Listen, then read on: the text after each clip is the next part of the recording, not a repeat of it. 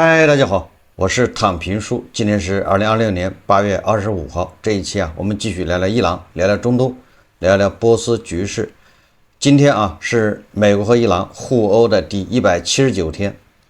就在这一天美国的财政部长贝森特終於祭出了他的經濟扼殺的這個大招24號下午貝森特召開新聞發布會，宣布美國當日發起對伊朗經濟孤立的新一輪制裁措施，進一步加大對伊施壓。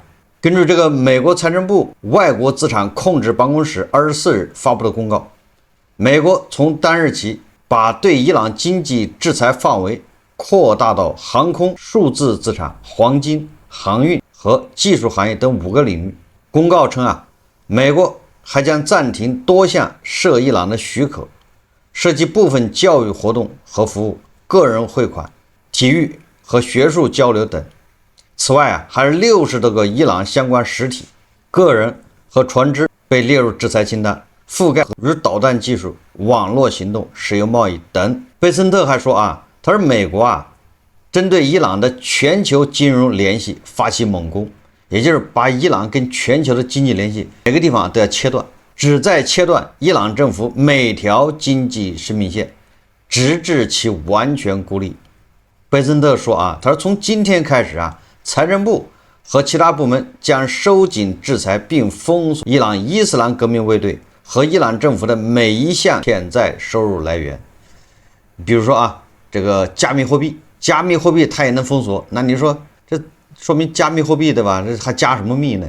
這不太了解總之貝森特說了，這加密貨幣就數字資產也要封鎖。然後黃金交易黃金交易就是那種倫敦金屬交易所什麼那種還全球各大那麼是不是期貨市場它都跟伊朗有聯繫，伊朗可以在那兒交易，通過這種交易把錢轉移洗錢等等，那這種都得給它切斷掉。個人匯款對吧？你給伊朗海外的人給伊朗老百姓匯錢，這些都得切斷就像一個外科手術一樣，一點一點把所有的血管都給它加上。這個貝森特還說他說美方不再接受所謂的灰色區域運作。什麼意思就咱們說通俗點，就是過去美國睜一隻眼閉隻眼，知道你那個地方有問題比如說吧，伊朗通過伊拉克洗石油產地，然後把這油運出去賣到馬來西亞，讓馬來西亞再或者其他國家再運到對吧？印度，2個印度，這一套搞法，美國不是不知道，是知道，把它稱之為灰色地帶，他也懶得管或者他管的成本比較高，那不跟人掰手腕嗎？比較難嗎？那現在美國說了不行了，我掰手腕就得掰，對吧？你這個2個印度你也別買了，就這意思說若相關國家不採取措施，美財政部將採取單方面行動，任何為伊朗洗錢的實體將被移出美元體系。美國總統特朗普正在就停止與伊朗往來的具體要求致電多方領導人，也就是特朗普正在給印度對吧？莫迪那個印度打電話，哥們兒走個面對吧？你能不能配合我一下？這過去我也沒較勁，對不對？不要以為我不知道。那現在呢，咱已經到這份上了你是表個態了。這個過去那個灰色的搞法就別搞了，就這意思那我也想那印度方面肯定說我們過去沒有，現在也不可能，以後也不會有相關的什麼灰色區域運作。這第一點第二點是我們持什麼自由什麼什麼什麼对吧？獨立主權合作，不受第三方國家干擾，我們反對這種做法。那肯定是對吧？就這種表態那特朗普就說哎呀行了對吧？咱都心裡清楚，能不能幫個忙走個面，不要逼我是吧？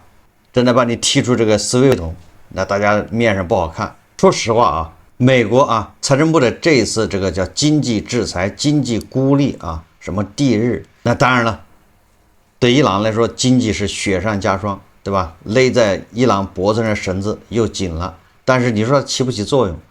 我說實話，我懷疑它起不了作用。伊朗老百姓又得勒緊褲腰帶，就這麼點事。但是你要讓伊朗放棄核武器，什麼打開霍爾木茲海峽，那他这兩個沒有直接關係通過經濟施壓，讓伊朗內部，對吧，發生變化。但是這個變化會很漫長，它不是明天啊，伊朗老百姓就受不了了，不會的，對吧？它這個變化要3年5年或者2年，你這個誰也說不好，只好再苦一苦啊，伊朗老百姓。伊朗最高領袖顧問雷扎伊啊，他說啊，回應將比以往更加堅決。對美國財政部的這一套搞法啊，人家說了。這個雷扎伊24日晚在社交媒體平台表示，面對美方的威脅，伊朗的回應將比以往更加堅決。雷扎伊在其社交媒體賬號上發文說，美國在過去47年來採取包括制裁、戰爭以及企圖分裂伊朗在內的敵對戰略，均未取得預期效果。而如今要面對的是伊朗內部的團結以及在霍爾木茲海峽的威懾能力。他說這一戰略失敗是對美方繼續做出錯誤判斷的明確警告。伊朗的回應將比以往更加堅決，希望美方啊在錯誤的道路上不要越走越遠，对吧？不要搬起石頭砸自己的腳，美方啊要悬崖勒馬。那有網友就說了，伊朗為什麼老是忠告啊警告美國要懸崖勒馬呢？那還不是因為這個馬上坐的是伊朗嗎？對吧？你這玩意兒要往懸崖一跳，那伊朗他就受不了啊，所以要美方懸崖勒馬。就在24號晚上啊，伊朗伊斯兰議會議長卡利巴夫表示啊，他說美方清楚其相關強硬言論難以取信於人，且美國當前的經濟狀況也不允許其進一步收縮與其他國家的經貿關係。這個其他國家指的不是伊朗啊，指的是印度啊，2個印度。他說啊，伊朗的貿易夥伴以通過媒體表態以及直接傳遞信息的方式表示，不會認真對待美方相關言論。這特指啊，我估計他指的就是伊朗，就是印度。印度通過媒體表態，對吧？而伊朗的總統啊，佩泽西强24號他也發表評論啊，美國恃強凌弱，無助於解決問題。伊朗總統佩澤西強當天在會見巴基斯坦陸軍參謀長穆尼爾時表示，美國應改變與伊朗打交道時言辭和做法，依靠強權和霸凌只會使相關進程更加複雜。佩泽西強表示啊，伊朗人民依靠內部團結能夠應對各種壓力和威脅。他說啊，在地區建立持久和平與安全，並同伊斯蘭國家開展互動與協作是一項基本要求。伊朗願同伊斯蘭國家和鄰國開展多領域合作。佩泽西強表示啊，伊斯蘭國家加強團結和凝聚力，有助於應對以色列及其他外部威脅。他同時希望巴基斯坦通過外交努力為地區局勢緩和和發揮作用。就是說，這個伊朗的主和派啊，還是希望這個巴基斯坦，你再加把勁，這個中間人呢，你再斡旋的努力吧，希望能跟特朗普啊繼續和談，就這意思啊。要不然為地區局勢緩和發揮作用啊，讓這個巴基斯坦通過外交努力啊，就你勸這個特朗普。而穆尼爾說呢，作為中間人啊，斡旋方，他說為推進共同目標並達成全面協議，有必要審慎討論和研究相關外交進程。巴基斯坦將繼續發揮斡旋作用，並希望危機結束能夠開啟地區全面合作的新階段，實現地區集體安全重建與發展。巴基斯坦缺氣啊，這伊朗好像又發現了一個特別大的氣田，是不是？到時候把巴基斯坦的氣啊，對吧？就到时候從伊朗這引過去啊，解決巴基斯坦這個能源問題。我想啊，這因為無利不起早嘛，巴基斯坦对吧？這斡旋這麼長時間了，這你說唾沫沒少挨，對不對？也沒少挨罵，這個夾板氣啊沒少受。那圖啥呢？對吧？那肯定不是圖個虛名，對不對？那朗子就說了，你們沒有氣，我有氣，对吧？我这南方全球最大的气田，到時候分一點給你。這個美國財政部長貝森特啊，他在社交媒體上他還說啊，他說美國同伊朗的戰事正進入終局，就是畫句號了，終局了啊。特朗普總統已經摧毀了伊朗的軍事能力，摧毀了近100%的軍事工廠，並埋葬了其核計劃。我們現在進入了殘局，黎明後經濟第一日開始，有史以來對對手發動的最大規模金融攻勢。就在貝森特啊宣布了對德黑蘭的经濟第一日制裁措施之後啊，德黑蘭外匯市場应声而跌。伊朗里亚尔对美元的民间黑市汇率歷史性的跌破了202萬里亚爾，就是1美元能兑換202萬里亚爾。伊朗嘴上還是很強硬啊，但是身體非常的誠實。首先啊，伊朗外交部的副部長加里布阿巴迪啊，在社交平台 X 上发帖表示啊，他说贝森特先生啊，您的叙事逻輯不通啊。您說伊朗軍事能力已被瓦解，軍工廠近乎被全部摧毀，核計劃已被埋葬，但為了對付這樣的一個伊朗，卻需要美國歷史上最大規模的金融攻勢，這是勝利還是承認美國的失敗呀？說的也有道理啊。你說把我們都摧毀了已經，那怎麼還要在興師動眾搞這麼大的規模的金融攻勢呢？有必要嗎？那恰恰說明你的軍事行動沒勝利啊，對吧？不管用啊。8月24號晚上，伊朗經濟和財政部長馬達尼扎德表示，伊朗政府長期以來一直在籌劃應對美國制裁的措施，並已做好應對新制裁的充分準備。他表示啊，切斷某一個國家的金融與貿易命脈並非易事，美國不可能完全切斷伊朗與世界的金融和貿易聯繫。馬達尼扎德強調說，伊朗啊也有反制的工具，如果美國膽敢採取任何行動，就應該預料到來自伊朗的反擊啊！伊朗的反擊絕不是嘴上的啊！這個伊朗啊，對中東那些王爺國啊，那是威脅恐嚇。8月24號，伊朗外交部發言人巴加說啊，任何配合美國對伊朗侵略行動的行為都將面臨後果。伊朗將根據地區和國際形勢變化，持續調整外交方式，以維護國家利益和安全。也就是你這些王爺國，如果是想配合美國啊，那你們就等着瞧。大家當天在德黑蘭舉行的記者會上說啊，美國正以多種方式向伊朗施壓，美國對伊朗施加的經濟壓力屬於經濟戰爭，相關措施是經濟恐怖主義。伊朗已經並將繼續就配合美國對伊朗採取行動可能產生的後果發出必要警告。談及當前針對伊朗的海上封鎖，巴加耶說啊，實施海上封鎖屬於侵略行為，局勢升級必將產生後果。這個巴加耶也很有意思啊，你朗子一天到晚的把這個霍爾木茲海峽封了，朗子封是可以的，对不对？美國封锁朗子那就是侵略，這個朗子也是見人下菜碟啊。對中東的王爺國那就是恐嚇，對吧？加這個武力暴力，報復。那對印度呢？朗子知道啊，不能夠就是恐嚇也要恐嚇，但是還是以什麼？以好言相勸，對吧？以拍馬屁、戴高帽子為主。8月24號，根據伊朗的一家電視台報道啊，說伊朗外交部部長阿拉戈齊在伊朗報紙上發表了一篇署名文章，題為《伊朗大國戰略夥伴關係的新願景》。你看看，伊朗和大國之間新型戰略關係形成了啊。雖然說是願景，願景那就正在實施嘛，正在達到啊。什麼意思啊？就朗子說，我希望跟大國啊形成這麼一樣的一個關係，新願景。你看，這跟中東王爺國不一樣了啊。中東王爺國就是你要配合美國是吧？那就導彈伺候。對大國呢就是我們要發展這樣的一個新願景，新型的戰略夥伴關係。什麼關係呢？他說啊，這個阿拉戈齊啊在文章中表示，伊朗伊斯蘭共和國和大國之間合作前景比以往任何時候都更加光明和充滿活力。今年是伊朗與大國建交55周年啊！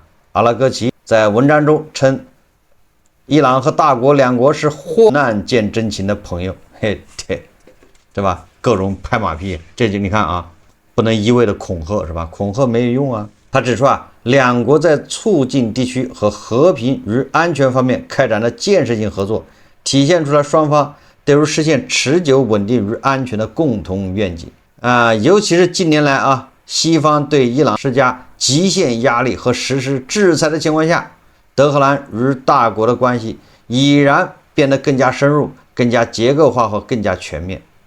更加結構化和更加全面，就不太好理解啊。結構化指的就是对吧？就是某一塊厲害，某一塊不厲害。然後他也更加全面，更加全面就到处都厲害是吧？这所以說他自己都是大话套话空话。阿拉克奇称大國是伊朗的第一經濟夥伴，並指出大國在國際事務中發揮了建設性、平衡和負責任的作用。在則國際社會既沒有有效採取措施阻止以色列和美國對伊朗的這個非法和不人道的侵略時，也沒有追究肇事者的責任。這個阿拉克奇還說阿拉克奇寫道是大國朋友多次正確的警告說回歸叢林法則的威脅不容忽視。大家有沒有發現伊朗的外長阿拉克奇什麼意思他就喊話，大國你要頂住我們兩人是第一大經濟夥伴呢，對吧？制裁不就是哥們你要頂住了，大哥你頂住了我就沒事，对不对？因為朗子現在最大的貿易夥伴就是大國那贝森特制裁誰想把誰剪斷呢？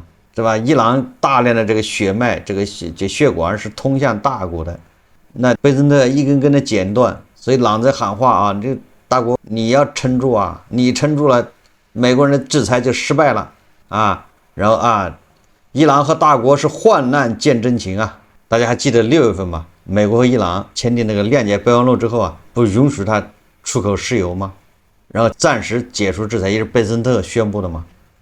結果朗子幹的第一件事就是漲價。本來朗子賣給大國的石油給那些沿海地煉廠那油他要便宜一桶便宜幾美元，實際上就是比市場價要便宜幾美元。那当然你要知道那对那些地煉廠那便宜幾美元那成本低了是吧？他那油就有競爭力了，人家就願意買。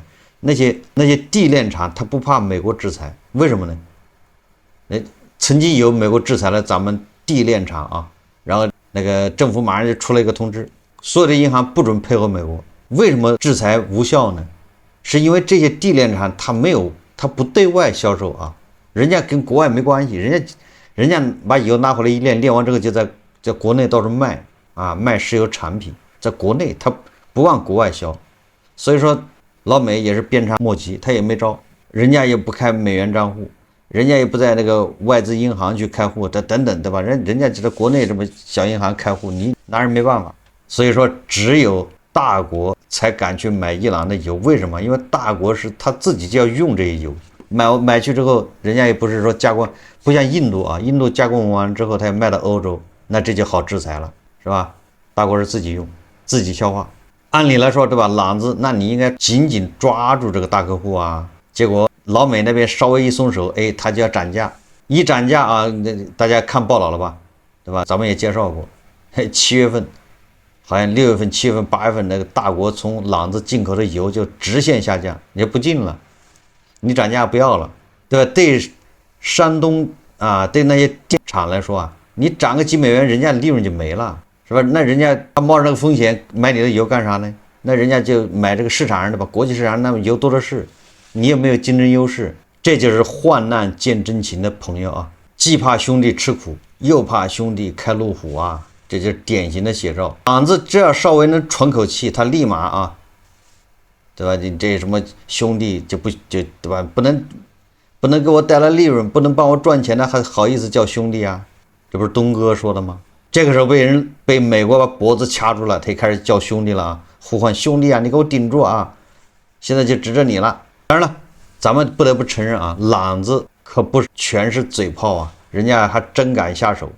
英國海上運輸辦公室稱伊朗剛剛在霍爾木茲海峽美國支持的南部通道，就是阿曼灣那一側就是阿曼那一側的南部通道襲擊了一艘正在美國護航下的通過的油輪，導致機艙受損，該船完全失去動力。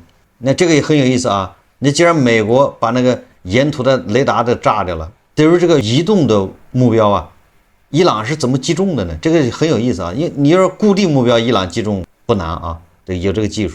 但是那个船是在跑移動的，那坐標實時在變，對不對？那你說伊朗怎麼能他打中移動的目標？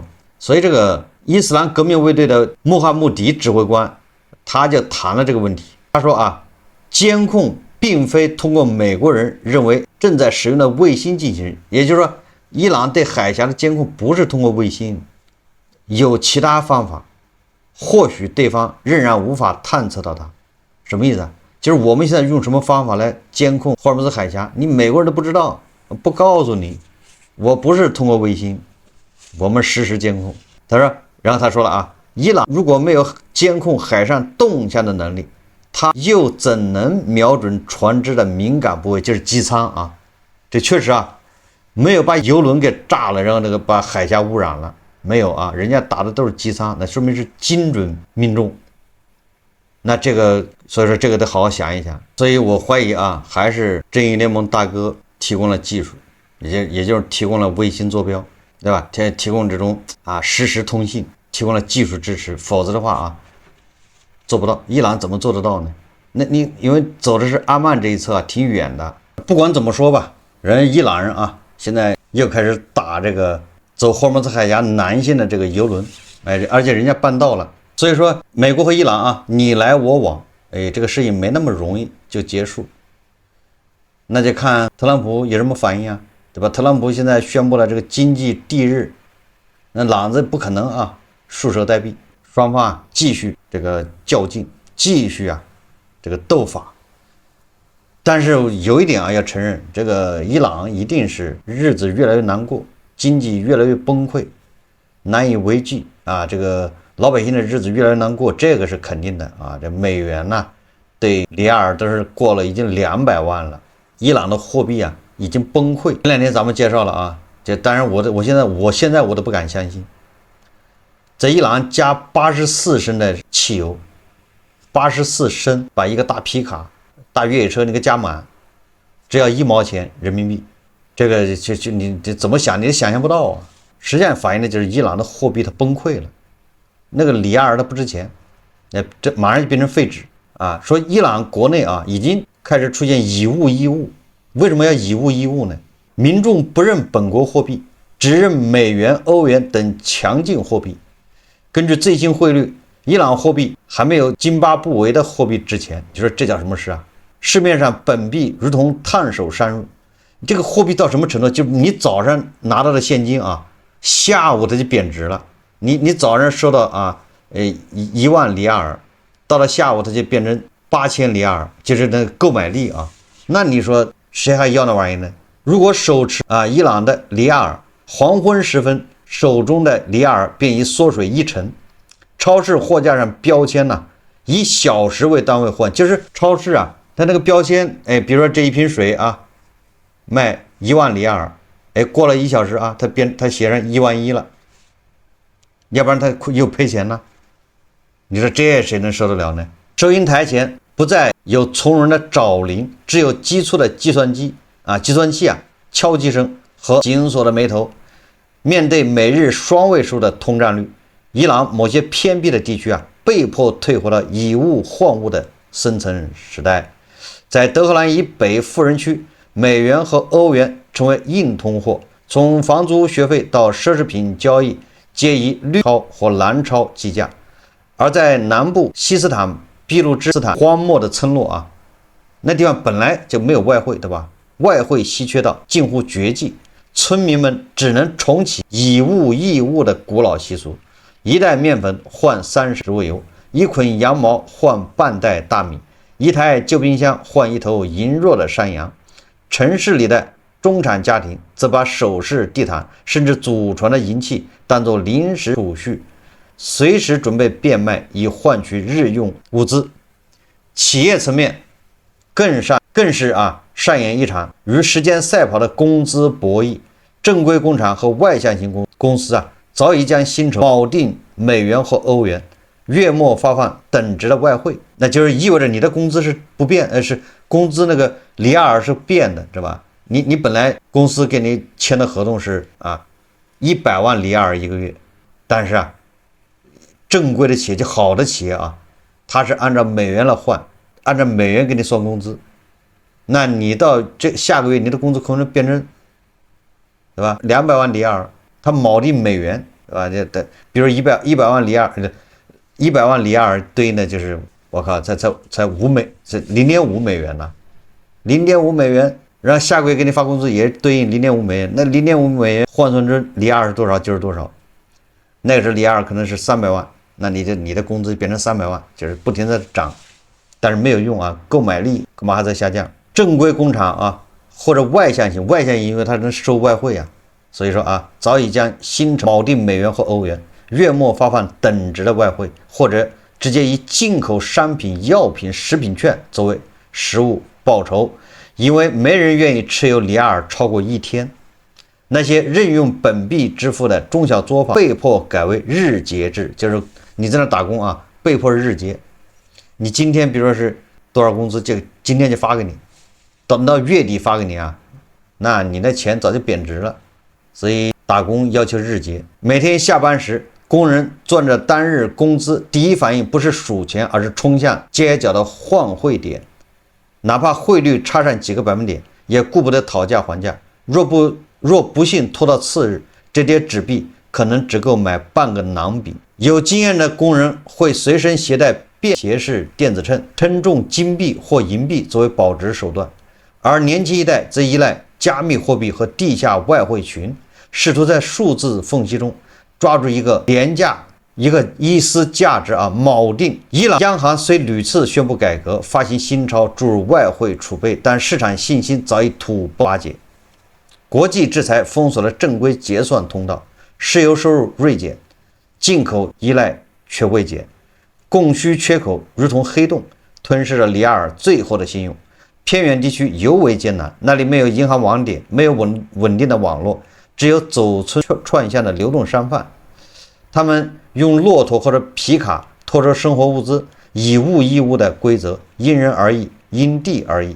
一塊麵包可能換一枚雞蛋，也可能換一只打火機，全憑當下的飢餓程度。這場貨幣危機不僅是經濟數據的暴跌，更是一個國家社會契約的斷裂。當人們不再信任國家印刷的紙張，當勞動價值退回到實物交換的原始階段，伊朗人正用自己的方式生存。沒有人知道啊，里亞爾何時觸底，但所有人都明白，唯有錨定真實的資產，糧食、能源、黃金或者簡單的互助，才能熬過這個漫長的金融寒冬。你看現在啊，再加上疊加特朗普的這個叫經濟地日，對吧？經濟絞殺，伊朗老百姓的日子肯定是越來越難，這就不用說了。難歸難啊，也不能影響伊斯蘭革命衛隊、毛拉他們搞核武器。你看這個伊朗的強硬派啊，伊朗有消息稱啊，在伊朗投降派就是那個主和派啊，在周末發起一波要求與美國談判的反攻後，這是咱們節目的介紹了啊。尤其是總統西奇揚啊，說是不戰不和，對吧？這麼下去，伊朗會拖垮，所以要求跟美國就那個美伊谅解備忘錄基礎上繼續談判，對吧？伊朗很多這個前任總統也是這個態度啊，卡利巴夫都是這個態度。所以說周末啊，伊朗的這個主和派、投降派實際上是發起了一波啊，要與美國談判的這種表示。哈梅内伊二世，也就是穆吉塔巴啊，向國家安全委員會主席，就是秘書啊雷扎伊下達了嚴厲的命令，要求鎮壓政府中佩澤西奇揚總統啊這一派官員在媒體上對經濟崩潰的任何表達，並將其視為對國家安全的威脅行為。也就是這個佩澤西奇揚自己帶頭啊，在電視在公開場合唱空伊朗的經濟，說伊朗經濟要崩潰。這個國家安全委員會的秘書雷扎伊接到了穆吉塔巴的命令，要对吧消除這種惡劣的影響，要唱響經濟光明論。為了給這個伊朗的強硬派打氣啊，所以伊朗的法爾斯通訊社立馬又放出了一段穆吉塔巴的視頻。這回這個視頻啊，不像上一次是一張圖片，也不知道說什麼。這次穆吉塔巴是顯然在那開會。8月24號，伊朗法尔斯通讯社媒体發布一段穆吉塔巴出任最高領袖前的視頻，這是當領袖之前的視頻啊。這段視頻據稱為首次公開的影像，拍攝於戰爭爆發前，但是具體的時間和地點不詳。拍攝內容據信為穆吉塔巴正主持一場宗教研學活動。你看啊，這伊朗強硬派就靠這個手段來給伊朗人打氣。放一段過去的視頻給大家看一看，對吧？這個進行加持啊，魔法攻擊。看一段這個視頻就頂飽啊，肚子就不餓，對吧？精神得到了極大的愉悅，然後就有了更足的信心啊，跟美帝對吧？跟這個猶太復國主義做鬥爭。所以这個伊朗的強硬派媒體啊，指責伊朗總統佩zesh kian和議會發言人加利巴夫為代表的溫和派或者叫投降派或者叫主和派吧，向伊朗的對手發出了軟弱和被動的信號。該報認為，將選擇框定為戰爭與談判或升級與導彈的對立，有利於伊朗對手，並可能鼓勵進一步的攻擊。